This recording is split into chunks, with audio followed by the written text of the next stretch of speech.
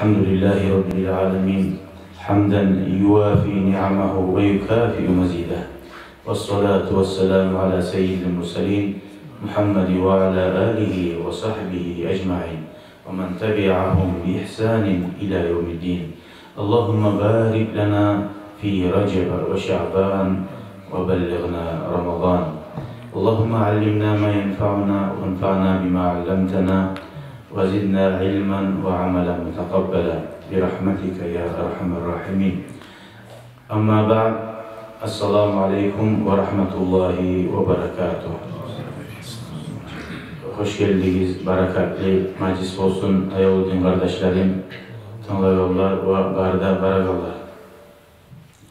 Bugün 13. yanvar ayda 2025 yıl hadislerden geldik. 1043. hadis.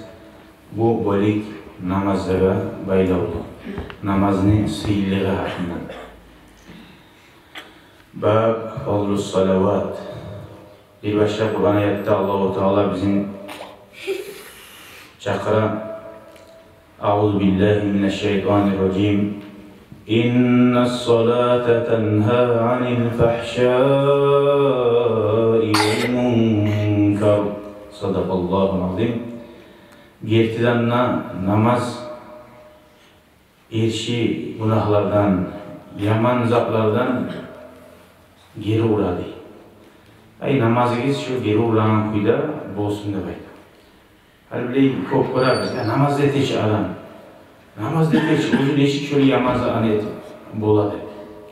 Ay alaysa şu adam namazını şu Allah-u Teala aytan kuyda etmiyor. Gerti namaz eteğin adam gerti kuyda Allah'a bakıp şöyle yaman işlerini şöyle işlerini etmek kuyu yok. Allah-u Teala gertaydı. Allah-u Teala'nın sözü yalan olmak yok. Namaz geri uğradı. Toy seni geri vurmayınsa senin namazın Allah-u Teala aytan kuyudatı bu. Özümüz bile çok hadislerden işgansız.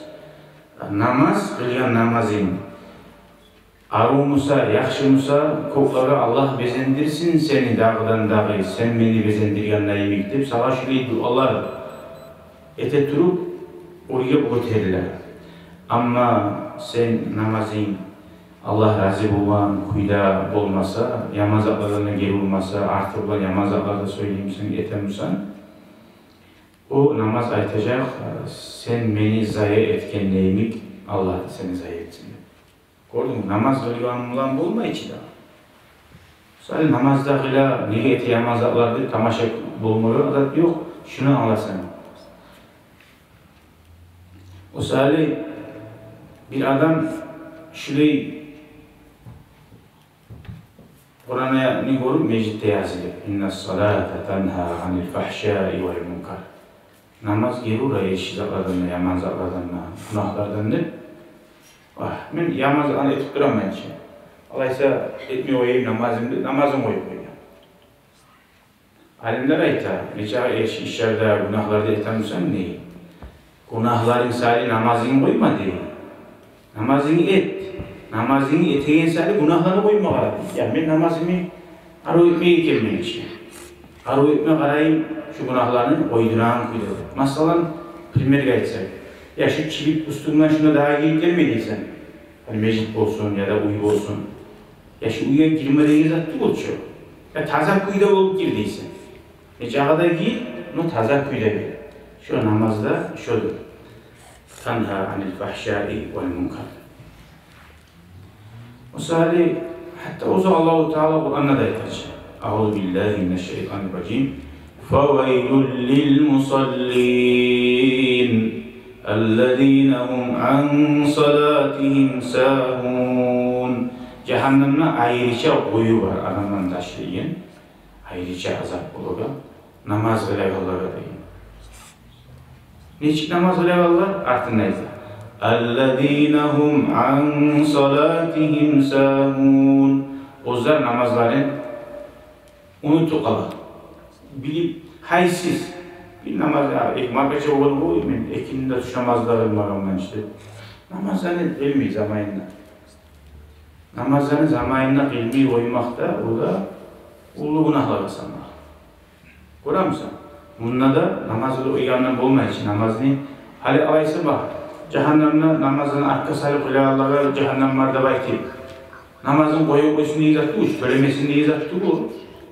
Bir tayfa hali bir cahil adashgan adamlar var aytagan. Gettimsa namoz bitti, onu yandan to'lab olmaydi.